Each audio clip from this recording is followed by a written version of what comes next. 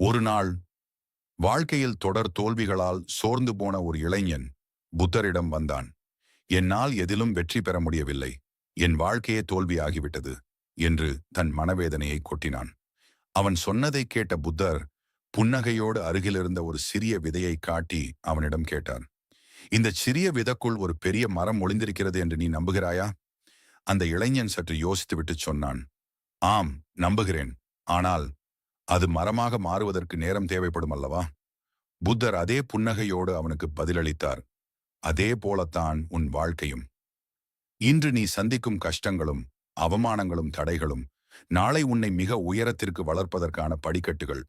ஒரு விதை இருட்டான மண்ணுக்குள் புதையாமல், வேர்களை ஆழமாக பாய்ச்சாமல் ஒருபோதும் பெரிய மரமாக மாற முடியாது. அதுபோல இன்று நீ எதிர்கொள்ளும் கடுமையான சிரமங்கள் அனைத்தும் நாளை உன் வெற்றிக்கான ஆழமான வேர்களாக மாறும். அதனால் எப்பொழுதும் பொறுமையாக இரு. உனக்கான நேரம் நிச்சயம் வரும். ஒரு விதை மரமாக மாறுவது போல உன் கனவுகளும் ஒரு நாள் நிஜமாகும்.